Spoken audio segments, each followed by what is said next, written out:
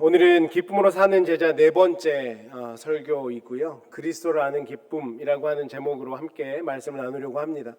제가 지난주에 숙제를 내드렸는데 기억하고 계시나요? 혹시 그것 때문에 몇몇 분들 안 오셨는지 모르겠는데 빌립보서 2장 6절부터 8절까지의 말씀을 한번 지난 한 주 동안 암송해 봤으면 좋겠다라고 말씀을 드렸는데, 저와 지금 눈이 안 맞추신 분들은 이번 주에 편하게 지내셨던 분들인 것 같고, 그래도 저희가 한번 암송을 한번 같이 좀 해봤으면 좋겠습니다. 혹시 나는 열심히 했는데 안 되더라 하시는 분도 있을 수 있으니까 자막을 준비했습니다. 그러니까 눈을 감으시고 하시는 분들은 눈을 감고 하셔도 되고, 자막을 보고 내 입술로 또 내 목소리 들어가면 성경 봉독을 또 암송을 한번 해봤으면 좋겠습니다. 한번 해볼까요?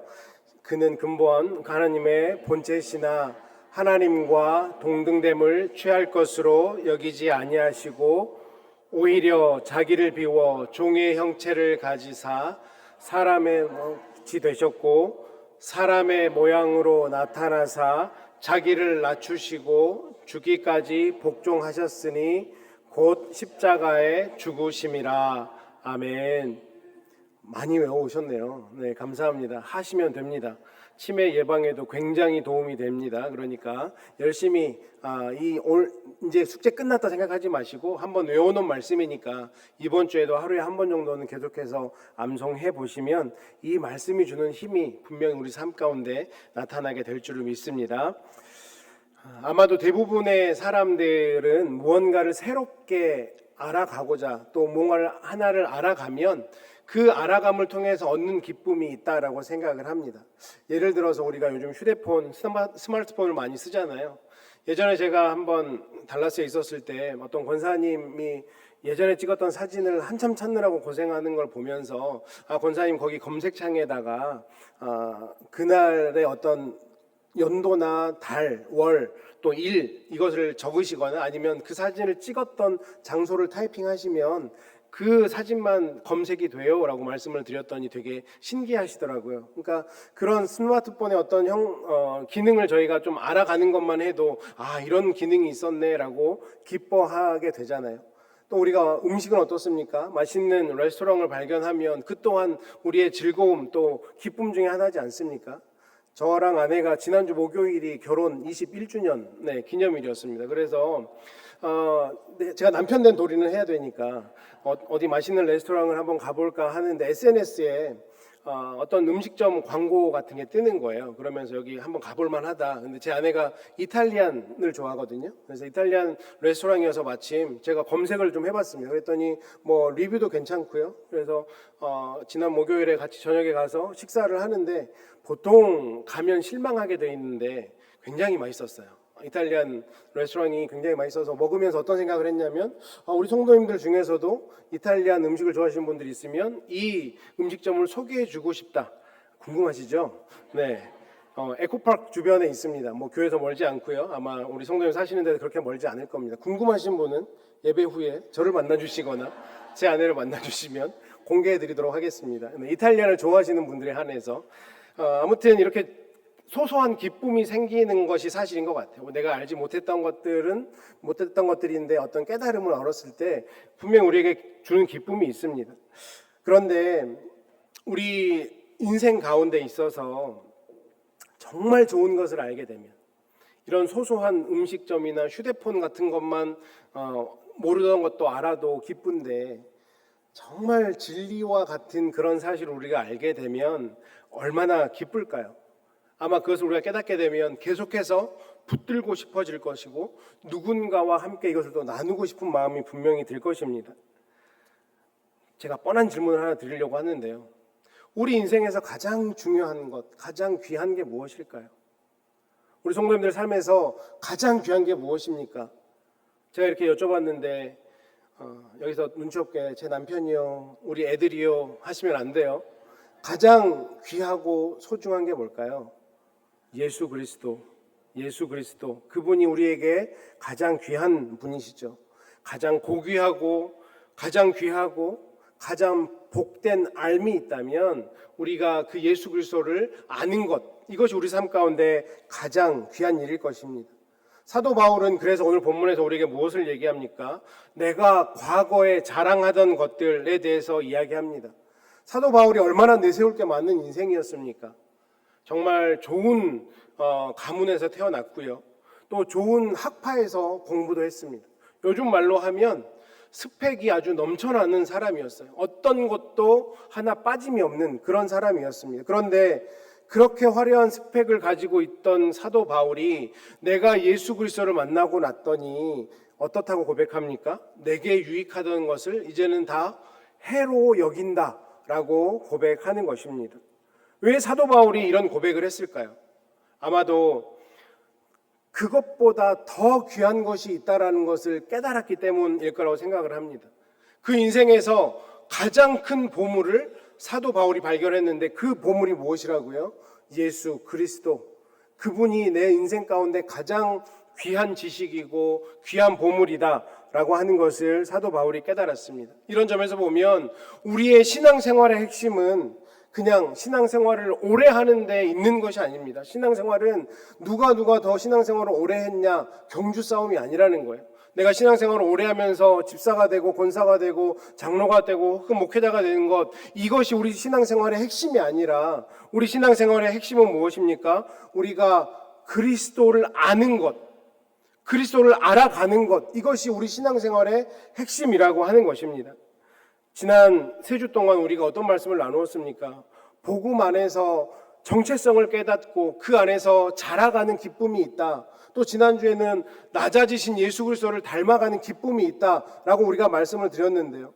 복음 안에서 정체성을 깨닫고 자라가고 그리스도를 닮아가기 위해서 정말 중요한 것이 있는데 그것이 바로 예수 그리스도를 알아가는 것. 우리가 예수 그리스도를 잘 알아야 복음 안에서 정체성을 깨닫기도 하고 자라가기도 하고 함께 섬기고 낮아지신 예수 그리스도를 닮을 수 있다라고 하는 거죠. 그런 면에서 오늘의 말씀이 우리가 주님의 제자로 기쁨을 잃지 않고 살아가기 위해서 정말 중요한 말씀이다라고 말씀드릴 수 있습니다. 그러면 어떻게 해야 우리가 그리스도를 아는 기쁨을 누릴 수 있을까?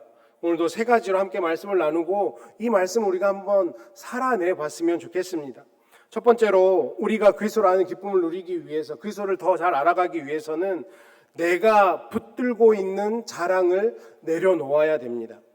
오늘 7절 말씀 다시 한번 보시면 그러나 무엇이든지 내게 유익하던 것을 내가 그리스도를 위하여 다 해로 여길 뿐더러 라고 얘기하죠. 이 말씀 무슨 뜻입니까? 이전에 나에게 유익하던 것들이 있었다는 거예요. 사도 바울에게 본인이 생각할 때 이거는 나에게 유익한 것들이야 라고 생각하는 게 있었다는 거죠. 그게 무엇입니까? 오늘 우리가 읽진 않았지만 빌립보서 3장 4절에서 6절에 보면 나는 유대인 혈통이고 히브리인 중에 히브리인이고 베냐민 지파고 또 내 율법에 나는 흠이 없는 자고 8일 만에 할례를 받았고 나는 그 어떤 것도 내놓아도 다 인정받을 만한 사람이다라고 자신이 얘기해요. 이게 나에게 유익했었다라고 이야기합니다. 우리 한국으로 치면 KS 마크 같은 거죠. 예전에 어떤 물품에 KS를 딱 붙여놓으면 코리안 스탠다드를 붙여놓으면 믿을 만한 거였잖아요. 그렇죠? 그런데 한국 사람들이 KS는 어떻게 인식합니까? 경기고 서울대를 나와야 이 사람은 믿을 만하다. 그 KS로 변질이 되긴 했지만 어찌됐건 KS 마크가 붙어있는 유대인이 바로 사도 바울이었다는 거예요. 그냥 예를 들자면 사도 바울이 내 인생의 장부를 썼는데 나에게 유익이 되는 것, 장점이 되는 것, 미국 사람들은 프로스 앤 컨스라고 얘기하잖아요. 이 장점이 되는 것들을 지금 자기가 다 그렇게 4절에서 6절까지 얘기했던 거예요. 내 혈통도, 내가 공부했던 것도, 내가 열심으로 섬겼던 것들, 교회를 핍박하고 율법의 의가 흠이 없이 율법의 의대로 살았던 이것이 나에게 장점이었는데, 유익이었는데 이제는 아니다라고 사도 바울이 이야기하고 있는 거죠. 왜 이게 아니다라고 이야기합니까? 이게 그리스도를 붙드는데 방해가 되면 유익이 아니라 손해다라고 이야기하고 있는 거예요. 저는 이게 회심이라고 생각합니다. 회심이라고 하는 것은 우리가 종교를 바꾸는 게 회심이 아니고요. 회심은 인생의 가치표가 바뀌는 거예요. 가치관이 바뀌고 세계관이 바뀌는 게 진정한 회심이라고 하는 것입니다. 내가 예수님을 만나고 예수 그리스도를 알게 되고 예전에 내가 중요하다고 생각했던 것들이 더 이상 중요하지 않게 여겨지고 이제는 예수 그리스도 안에서 내 인생이 재해석되어지고 정말 중요한 게 무엇인지 알고 그것을 붙잡는 것, 그것이 진정한 회심이라고 할 수 있는 거죠. 예전에 우리가 붙잡았던 것은 무엇입니까? 성공이라는 것을 붙잡기 위해서 애를 쓰며 살지 않았습니까? 사람들에게 인정받는 것이 중요해서 어떻게든 사람들이 저 사람 정말 대단하다, 저 사람은 참 괜찮다라고 하는 그 인정에 목말라서 그 인정을 중요한 가치로 살았던 때도 있었을 것입니다. 내 자존심을 지키는 것을 중요하게 생각하고 살았던 때가 있고요. 내 자녀가 남들의 자녀보다는 잘 됐으면 좋겠다, 그걸 위해서 나는 내 인생을 갈아놓겠다 생각하시면서 그렇게 중요하게 생각하시면서 살아왔다는 것도 있을 것입니다. 그런데 우리가 예수님을 만나고 나면 이 질문이 바뀌어야 된다라고 하는 거죠. 지금까지의 어떤 나의 질문, 나의 기준은 이것이 나에게 유익이 되는가? 이게 질문이었는데 이제는 우리의 질문이 어떻게 바뀌어야 됩니까? 이것이 그리스도를 붙잡는 데 더 유익한 것인가? 이것으로 모든 기준을 삼아야 된다라고 하는 거죠. 예전에는 이것이 내 자존심을 세워주는 건가? 나를 높여주는 것인가? 라는 것이 기준이었다면 이제는 이것이 예수 그리스도를 더 높이는 것인가? 그 기준으로 생각하고 판단할 수 있어야 된다라고 하는 것입니다. 우리가 이민자로 살아왔기에 사실 놓치지 않고 붙들어야 될 것들이 많이 있었을 거라고 생각을 합니다. 낯선 땅에 와서 그래도 내 삶을 살아내야 했기에 내 자녀들 나보다는 더 고생스럽지 않게 살게 하게 했어야 했기에 정말 우리가 늘 붙잡았던 것들이 있죠. 자녀를 좋은 교육을 받기 위해서 최선을 다했어야 됐고, 그래도 집 한 칸이라도 마련하기 위해서 최선을 다했어야 됐고, 때로는 비즈니스 이것을 어떻게든 망하지 않게 하려고 최선을 다하려고 했었습니다. 한국에서 누렸던 데 위치나 배경들은 다 뒤로 하고 다 잊어버리고 때로는 자존심까지 내려놓으면서 그것이 중요하다고 생각했기에 최선을 다해 살아왔던 거죠. 그런데 그렇게 살아오셔서 그래도 대부분 우리 한국인의 어떤 그런 근성으로 저력으로 이 미국 땅에 와서 말도 어렵고 문화도 어렵고 법도 다른데 어찌됐건 살아내시다 보니까 우리 안에 남아있는 정말 자랑 같은 게 무엇입니까? 야, 그래도 내가 고생했더니 되더라. 이렇게 살아보니 이렇게 살면 되는 것 같더라. 이것이 어느 순간 나에게 자랑이 되고 의의가 되어서 나도 모른 채 예수 그리스도보다 그것이 더 어느 순간 누군가에게 드러내는 그런 자랑이나 의로 사용되지는 않았습니까? 물론 이곳에 오셔서 그렇게 살아낸 수고는 너무 대단하고 너무 귀하신 일입니다. 하나님은 우리 성도님들의 눈물과 헌신을 다 기억하고 계세요. 그런데 우리가 경계해야 될 것은 무엇이냐면 그 눈물과 헌신과 수고가 어느 순간에도 예수 그리스도보다 앞서면 안 된다라고 하는 것입니다.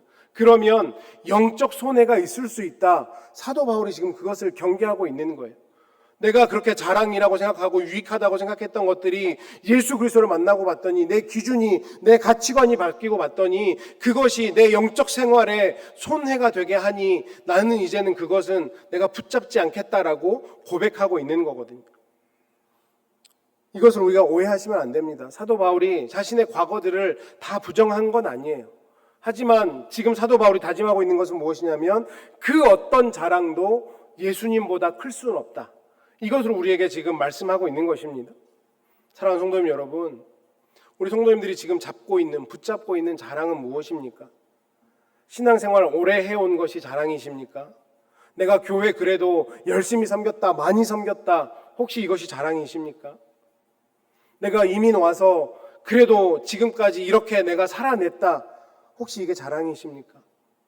내가 그렇게 열심히 수고해서 내 자녀들은 그래도 떳떳하게 좋은 교육 받고 좋은 잡 가졌다, 이것이 자랑이십니까? 이 자랑들이요, 예수님께로 이어져서 감사로 이어지면 그것은 은혜가 될 것입니다. 그런데 그 자랑이 오히려 다른 사람을 판단하고 나를 높이고 예수님을 가리게 되면 그거는 손해이니 안 붙잡는 게 낫다라고 성경은 말씀하고 있는 거죠. 그래서 사도 바울은 그 자랑들, 그 유익들을 다 내려놨다라고 하는 거예요. 왜요? 예수 그리스도를 아는 기쁨이 너무 크다는 사실을 발견했기 때문입니다. 신앙의 기쁨이라고 하는 것은 우리가 뭔가를 더 쌓아 나아갈 때 기쁨이 있는 것이 아니라 내려놓을 때 정말 내가 생각하지도 못하는 기쁨이 있다라고 하는 것. 오늘 성경이 오늘 그것을 우리에게 말씀하고 있습니다. 내 자랑을 내려놓을 때 그리스도가 더 선명하게 보일 것입니다.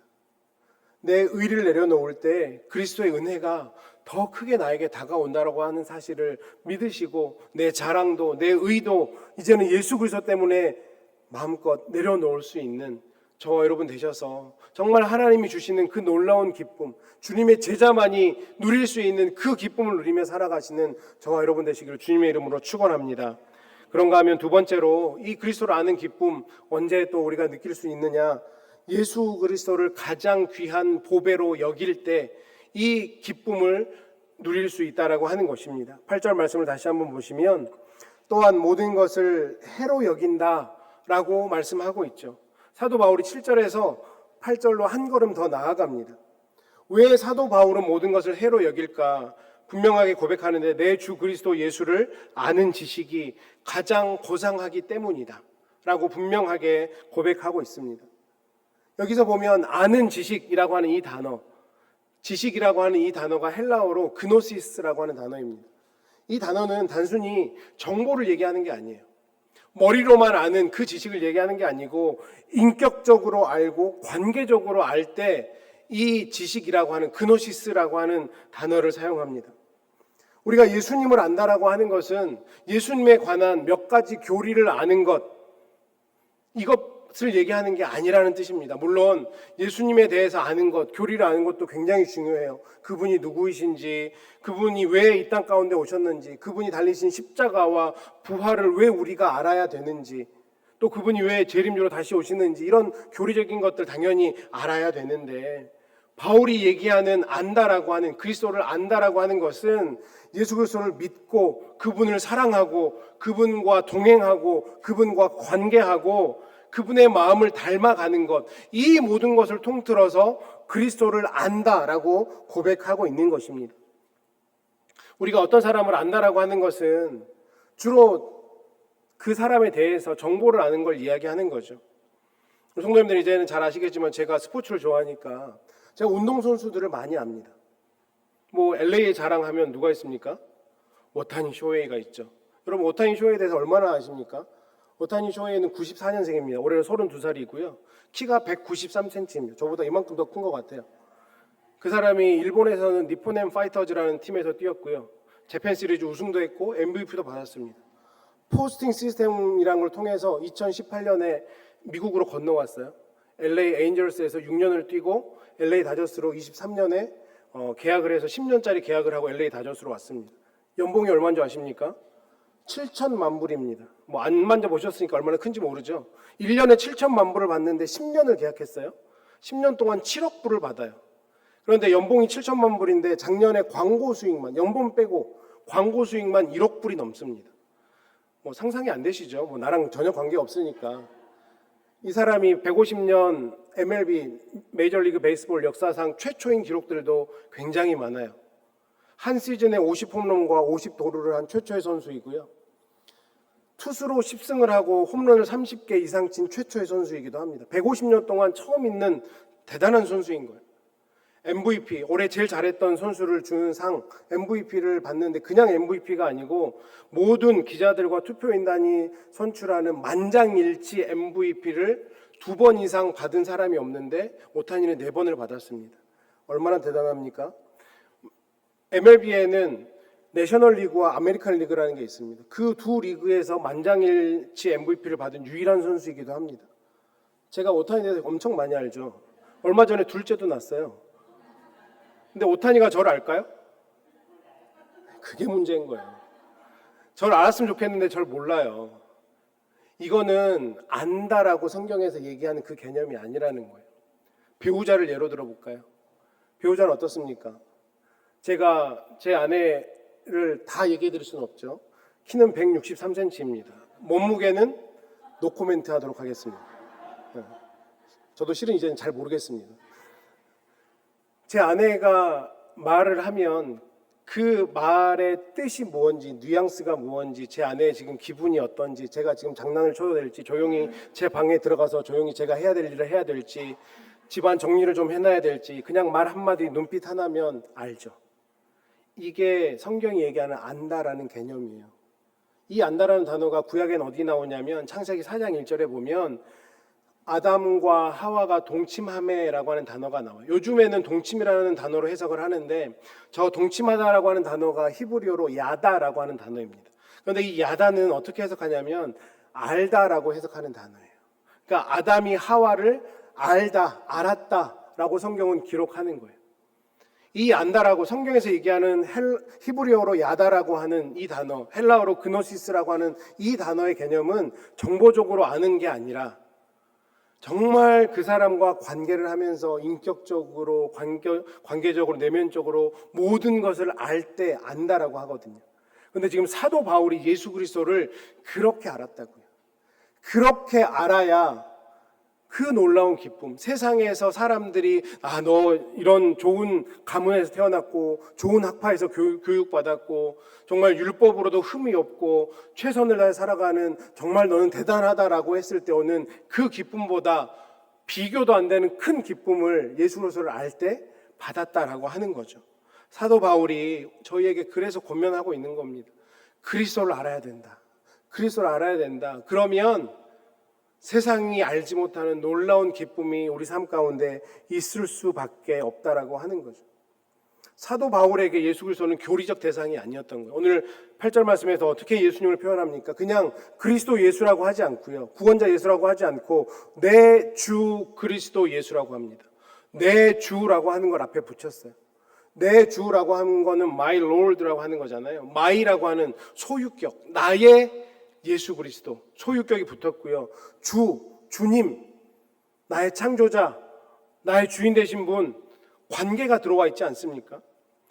사도 바울에게 예수님은 그분의 삶의 주인이었고 구원자셨고 가장 귀한 보배였기에 그가 세상의 그 어떤 기쁨보다 훨씬 더 큰 기쁨을 깨달을 수 있었다, 받을 수 있었다라고 고백하고 있는 것입니다. 그러니 어떻게 과격한 표현까지 합니까? 내가 그를 위하여 모든 것을 잃어버리고 배설물로 여김은. 세상 사람들은 너무나 갖고 싶어하는 그 유익을 배설물이래요. 쓰레기 같대요. 왜 이렇게 강력하게 표현할까요? 아마도 예수님을 아는 그 가치가 워낙에 사도 바울에게는 압도적이었기 때문에 사도 바울은 이렇게 표현할 수밖에 없었던 것 같습니다. 빌립보 교인들에게 그리고 이스라엘 사람 우리들에게 그만큼 귀한 거다, 소중한 거다. 그러니 한번 이 일에 같이 동참해 보지 않겠냐? 이 사도 바울의 고백인 거죠. 내가 가졌던 그 모든 것, 세상 사람들이 부러워하던 그 모든 것, 그리스도와 비교하면 그것들은 더 이상 내 인생의 중심이 될 수 없다, 자랑이 될 수 없다. 사도 바울이 지금 그렇게 고백하고 있는 것입니다. 예수님을 만나기 전에는 당연히 그것이 그 인생의 자랑이었고 정체성이었고 보험과도 같은 거였겠죠. 그런데 예수님을 만나고 보니까 더 이상 그것이 자랑도 정체성도 보험도 안 된다라고 하는 겁니다. 이것이 신앙의 깊어짐 아니겠습니까? 처음에는 그냥 예수님이 내 삶의 어떤 한 부분인 것처럼, 교회가 내 삶의 어떤 한 부분인 것처럼, 예배 드리는 게 내가 하는 스케줄 중에 일주일에 하나 있는 스케줄처럼 여겨졌는데, 내가 예수님을 깊이 알아가고 정말 인격적으로 관계적으로 그렇게 예수님을 알아갔더니 예수님이 그냥 한 부분이 아니었고 내 삶의 전부였더라. 교회가 내 삶의 전부고 하나님을 예배하는 일이 그 어떤 것보다 가치 있고 고귀한 일이다라고 하는 그 고백이 우리에게도 나와야 된다라고 하는 것입니다. 사실 우리가 죄송한 말씀이지만 나이가 들면서 점점 분명해지는 게 무엇입니까? 내가 영원히 붙들 수 있는 게 점점 더 없구나라는 걸 느끼지 않으십니까? 우리가 건강을 영원히 붙들 수 있나요? 어떤 사람과의 관계를 영원히 붙들 수 있나요? 여러분의 물질을 영원히 붙들 수 있습니까? 어떤 분들은 아마도 은퇴 후의 삶이 내가 생각했던 것과 다르신 분도 계실 것 같아요. 교회도 변하고요, 사회도 변하고 시대도 변합니다. 영원히 붙들 수 있는 것들, 그렇게 가치 있는 것들, 변하지 않는 것들이 생각해보면 거의 없어요. 그런데 영원히 붙들 수 있는 게 하나가 있습니다. 무엇입니까? 예수 그리스도. 그리스도를 아는 기쁨은 결코 흔들리지 않는다라는 거예요. 그래서 가치가 있다라고 하는 것입니다. 그리스도는 변하지 않기 때문에, 어제와 오늘과 내일이 동일하시기 때문에 그것보다 더 귀한 보배는 없는 것이죠. 예수 그리스도가 이 가치관으로 가장 귀한 보배로 자리 잡으면 어떤 일들이 우리 삶에 생기냐면, 예수 그리스도를 중심으로 다른 삶의 질서들이 잡혀요. 예전에는 돈이 나에게 우상이고 뭔가 나에게 해줄 것 같았는데, 예수 그리스도가 가장 귀한 보배가 되면 돈은 그냥 도구일 뿐이죠. 가끔 필요할 때 사용되어지는 도구일 뿐입니다. 예수 그리스도가 내게 가장 귀한 보배로 자리가 잡혀지면 자녀가 더 이상 우상이 아니라 하나님께서 나에게 맡겨주신 그런 존재가 됩니다. 선물이 되죠. 예수 그리스도께서 가장 귀한 보배가 되면 직분이 자랑이 아니라 섬김의 자리임을 깨닫게 된다라고 하는 거죠. 왜냐하면 그리스도를 아는 지식이 가장 고상하기 때문입니다. 그 어떤 것과도 비교가 될 수 없기 때문이에요. 사랑하는 성도님 여러분, 우리에게 필요한 것은 예수님에 대한 더 많은 정보가 아닙니다. 이미 얼마나 많은 설교를 들으셨습니까? 얼마나 많은 성경 공부를 하셨습니까? 우리에게 진정으로 필요한 것은 예수님을 더 깊이 아시는 거예요. 관계적으로, 인격적으로 남편과 아내가 서로가 서로를 그렇게 알듯이 그렇게 예수님을 알아야 된다라고 하는 것입니다. 그런데 그렇게 주님을 알려면 어떻게 알 수 있습니까? 주일날 한 번 예배 드려서는 안 된다는 거예요. 관계 속에서, 매일매일의 관계 속에서 그렇게 주님을 알아갈 수 있다라고 하는 것입니다. 말씀 속에서, 기도 속에서, 때로는 고난 속에서, 때로는 섬김 속에서 우리가 그 예수 그리스도를 알아가는 일이 생긴다라고 하는 것이죠. 그럴 때 우리의 신앙은 익숙함이 아니라 친밀함으로 나아갈 수 있습니다. 여러분, 우리의 신앙이 절대 익숙함에 머물러 있으시면 안 돼요. 친밀한 자리까지 나아가셔야 됩니다. 그게 하나님이 아들 예수 그리스도를 십자가에 달리게 하신 유일한 이유입니다. 예수님과 얼마나 친밀하십니까? 이 친밀함이 있을 때 그리스도를 아는 기쁨, 세상의 어떤 상황에도 상관없이 빼앗기지 않는 그 기쁨이 우리 가운데 충만하게 될 것입니다. 마지막으로 우리가 그리스도를 아는 기쁨을 얻기 위해서는 주님을 향해 계속 달려나갈 때 그 기쁨이 완성되어 갈 것입니다. 오늘 10절 말씀해 보니까 내가 그리스도와 그 부활의 권능과 그 고난에 참여함을 알고자 하여 라고 이야기합니다. 이 말씀을 묵상하는데 좀 신기했어요. 사도 바울이 이미 내가 예수 그리스도를 알았다, 야다, 그노시스, 그 알았다라고 이야기를 하는데 또 알고자 하여 라고 얘기하고 있어요. 충분히 많이 안 것 같은데 아직 배고프다는 거죠. 나는 더 알고 싶다는 겁니다. 지금 그 고백을 하고 있는 거죠. 이미 사도 바울은 복음 전하는 사도가 되어 있고요. 이미 많은 교회를 세우기도 했고 수많은 고난 가운데서 하나님의 은혜를 경험하기도 했습니다. 그런데 그런 그가 여전히 나는 그분을 알고 싶다라고 고백하고 있는 거예요. 얼마나 놀랍습니까? 아, 나는 이 정도 알면 됐지. 혹시 우리는 그렇게 생각하고 있지는 않나요? 저는 이 모습이 참된 신앙인의 모습이라고 생각을 합니다. 신앙이 잘하면 잘할수록 아, 내가 다 알았다가 아니라 주님, 제가 주님을 더 알고 싶습니다. 이 고백이 우리 삶 속에서 매일매일 나와야 되지 않겠습니까? 우리가 신앙생활 10년, 20년, 30년, 40년, 50년 오랫동안 믿어온 것 굉장히 귀한 일이지만 그렇게 오랫동안 믿었다고 해서 우리가 하나님을 다 안다고 할 수 있습니까? 우리가 성경 통독을 하고 성경을 읽는 게 1독을 하고 10독을 하고 50독을 하고 100독하는 일 굉장히 귀한 일인데요. 우리가 성경을 100독했다고 해서 하나님을 다 안다라고 이야기할 수 있을까요? 아니요, 결코 그럴 수 없을 것입니다. 우리는 더 이상 배울 것이 없는 존재들이 아니에요. 하나님에 대해서는 날마다 더 알아가야 됩니다. 우리 유학생들 사이에서 이런 농담이 있었습니다. 학사를 졸업하면, 바첼러 디그리를 받으면 아, 나는 이제 뭔가 다 아는 것 같아. 내 전공 분야는 내가 다 알아 라고 생각을 한대요. 근데 석사를 받으면, 마스터 디그리를 받으면 아, 내가 모르는 게 생각보다 많구나 라고 생각한다고 합니다. 박사를 받으면요, PhD를 받으면 아, 나만 모르는 게 아니구나, 내 옆에 같이 박사 받던 쟤도 모르는구나 라는 걸 깨닫는다고 하고요. 교수를 하면 아, 내가 모르는 걸 얘기하는데도 학생들이 믿는구나 라는 것을 깨닫는다고 합니다. 무엇을 얘기합니까? PhD를 했다고 하면 한 전공 분야에 어마어마하게 공부한 거잖아요. 한 10년을 들고 판 건데 PhD를 하고 나서 퍼머넌트 헤드 데미지만 오고 그냥 내가 아는 건 정말 없구나라고 생각하는 것. 세상도 그런데요. 세상의 학문도 그런데 우리 하나님이 우리가 10년 믿었다고 20년 믿었다고 성경 10독하고 30독 했다고 다 알 수 없다라고 하는 거죠. 그러니 이 사도 바울의 고백이 우리의 고백이 돼야 된다는 거예요. 주님, 내가 주님을 더 알고 싶습니다. 내가 매일매일 주님을 더 알아가기를 원합니다. 이 고백이 있어야 된다라고 하는 거죠. 그런데 이 주님을 알아가는 방편이 두 가지를 사도 바울이 얘기하는데 참 재미있습니다. 무엇을 알고 싶어 합니까? 그 부활의 권능과 그 고난에 참여함을 알고자 한다라고 고백합니다.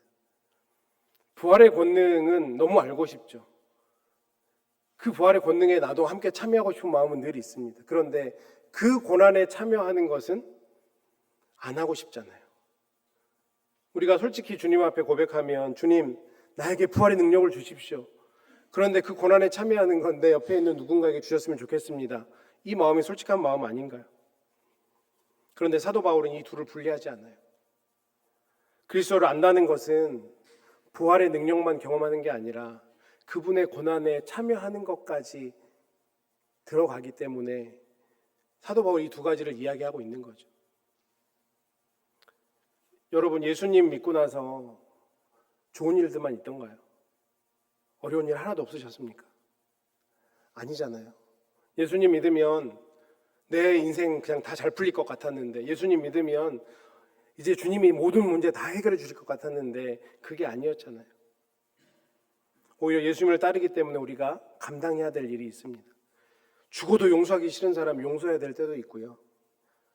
참아야 될 때도 있습니다. 도저히 이해가 되지 않는데 예수님 때문에 참아야 될 때가 있다는 거예요. 이 뜻이 내가 생각하는 게 너무 맞는 것 같은데 때로는 내 뜻을 내려놓아야 될 때도 있습니다. 때로는 예수님 때문에 손해봐야 될 때도 있고요. 때로는 세상 사람들처럼 그렇게 폼 좀 내고 싶은데 세상 사람들의 방식과 다르게 살아야 될 때도 있어요. 그것이 그리스도의 고난에 참여하는 것 아니겠습니까? 예수님 때문에 내가 때로는 손해보고 참고 용서하고 인내하고, 이것이 그리스도를 아는 사람은 너무나 자연스럽게 된다라고 하는 거죠. 그 길이 너무 억울한 길 같고 또 힘든 길 같지만 그 길에 서보면요, 우리는 그 길에서 예수님을 더 깊이 알 수 있다는 거예요. 고난 속에서 주님의 위로를 알게 되고요, 연약함 속에서 주님의 능력을 알게 됩니다. 때로는 억울해서 흘리는 그 눈물 가운데 주님의 사랑을 알게 되고, 기다림 속에서 주님의 신실하심을 알게 된다라고 하는 것. 그러기에 주님의 고난에 참여함이 우리 믿는 사람들에게 얼마나 큰 기쁨이 되는지, 고난이 기쁨이 되는 그 역설이 우리에게 얼마나 큰 감사와 즐거움이 되는지 우리가 한번 경험해 봐야 된다라고 하는 거죠. 사도 바울은 12절에서 이렇게 얘기합니다. 내가 이미 얻었다 함도 아니요 온전히 이루었다 함도 아니라 오직 내가 그리스도 예수께 잡힌 바 된 그것을 잡으려고 달려가노라. 달려가는 건 어떤 것인가요? 최선을 다하는 거죠. 열심히 하는 겁니다. 그런데 여기서 하는 고백, 이미 얻었다 함도 아니고 온전히 이루었다 함도 아니다. 무엇을 뜻합니까? 쉬운 말로 하면 아직 완성되지 않았다는 거예요. 우리가 주님 안에서 아직 완성되지 않은 사람들이라고 하는 것입니다. 이 고백이 저는 참 중요하다고 생각하는데, 우리 신앙의 성숙은 이제 이만하면 됐다, 내가 이 정도 믿었으면 됐다, 이렇게 할 수 없다라고 하는 거예요. 나는 오늘도 주님이 필요합니다. 이 고백이 있어야 된다라고 하는 것입니다. 저희 모두는 아직도 자라는 중이죠.